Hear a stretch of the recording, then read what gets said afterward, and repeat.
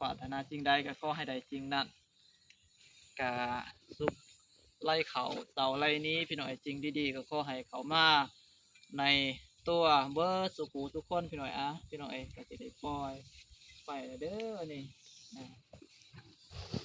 สบายดีพ่อแม่พี่น้องFCเบิร์สุขูทุกคนพี่น้อยตอนนี้นอนบ้านเราไต่ก็อยู่เขตหน้าเสือกเนาะแล้วก็ตอนนี้ก็เส้นทางเมื่อไหร่เมื่อหน้าของหน่อยบ้านเราไต่เองพี่น้อย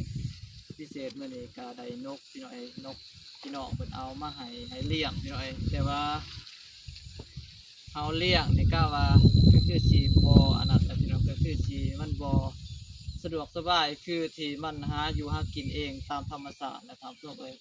ก็พี่น้อยสำหรับผู้ใดที่เห็นคลิปนี้พี่น้อยก็เป็นคลิปแรกหน่อยของหน่อยบ้านเราไต่ที่ได้ปลดปล่อยสัตว์สาพัสิ่งพี่น้อยก็จงได้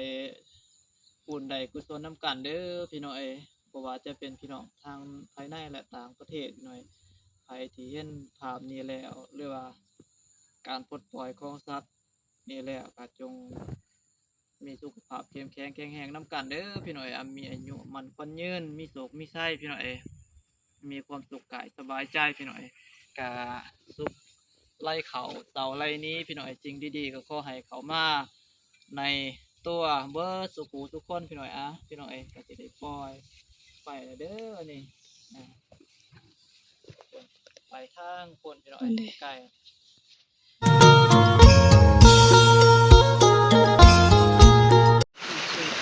พี่น้อยตอนนี้ก็สิได้เอานกไปปล่อยแล้วเด้อพี่น้อย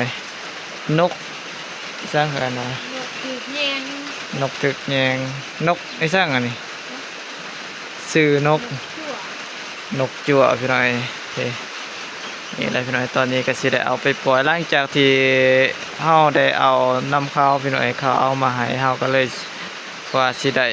ไปปล่อยต่อทำส้มนี่แหละไปปล่อยอยู่ป่าเพิ่นแหละพี่น้อยให้มันอยู่คืนสู่ธรรมชาติถามส้มตอนนี้สาระสิไปพี่น้อย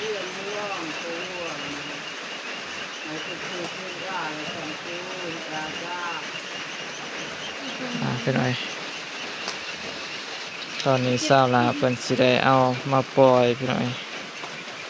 เพราะว่าเฮาค้างไว้แล้วเฮาก็บ่มีหัวอาหารที่จะให้มันกินพี่น้อย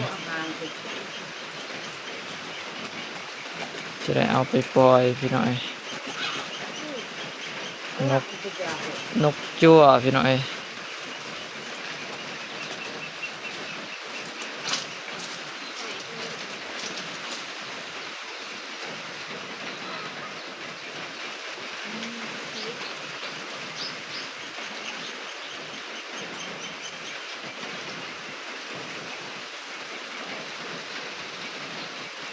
สิได้ถือโอกาสออกเมื่อไหร่เมื่อหน้าพี่น้อยก็ได้ถืออันนี้ได้เอานกอันนี้มาปล่อยเลยถามส้มเมื่อนอนหน้าพี่น้อยแหวนสีงามแต่ก็อยากให้มัน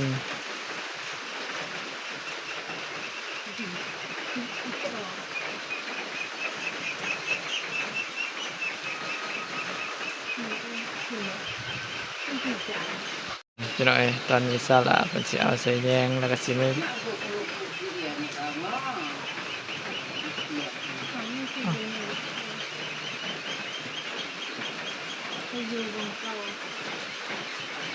ไปขึ้นอยู่ธรรมศาสตร์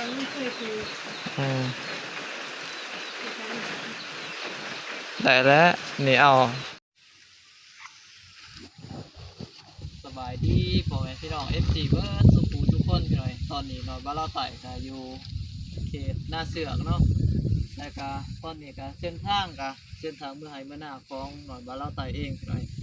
พิเศษเมื่อนี้ก็ได้นกพี่น้อยนกพี่น้องเพิ่นเอามาให้เลี้ยงพี่น้อยแต่ว่าเอาเลี้ยงนี่ก็ว่าก็คือสีอันนั้นแต่พี่น้องก็คือสีมัน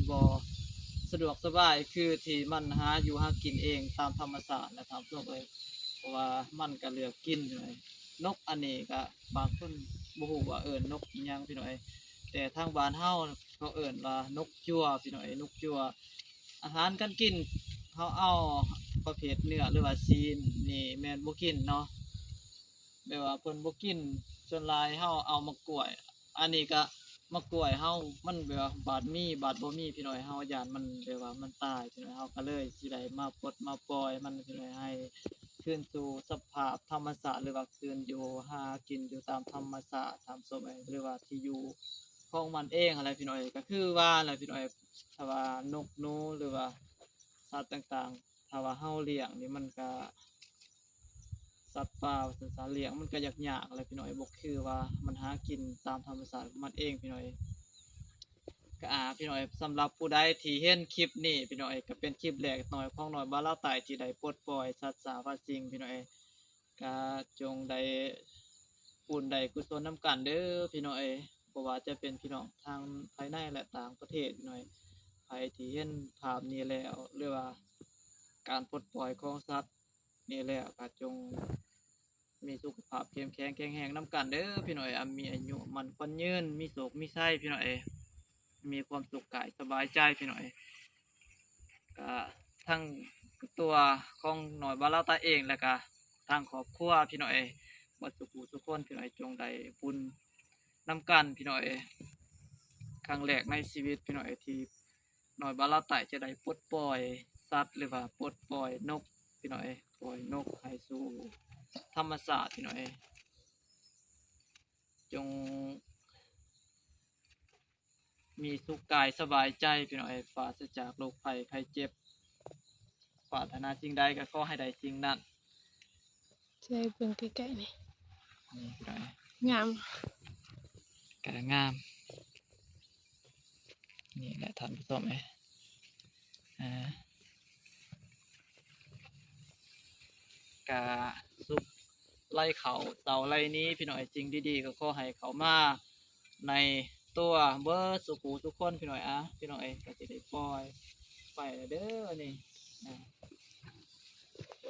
ไปข้างคนพี่น้อยใกล้ไปจับกบไว้นะเป็นทางกกใหม่เลยพี่น้อยไปทางนัดหน่อยให้ขอให้เขียน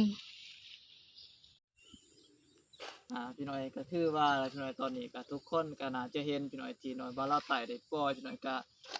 ทำอิฐก็ว่าสิเลี้ยงอะไรพี่น้อยก็เลี้ยงก็กะว่าคือสิบ่รอดแต่พี่น้อยก็สิกว่าปล่อยให้มันคืนสู่สภาพธรรมชาติพี่น้อยก็ตอนนี้ก็ถือว่าสำเร็จสมบูรณ์พี่น้อยขอบคุณหลายๆเด้อพี่น้อยขอให้ทุกผู้ทุกคนที่เห็นภาพนี้คลิปนี้ก็จงมีสุขภาพเข้มแข็งแข็งแรงอายโรคภัยไข้เจ็บพี่น้อยสุขไร้เขาเศร้าไร้นี้สิ่งดีๆก็ขอให้เขามาใน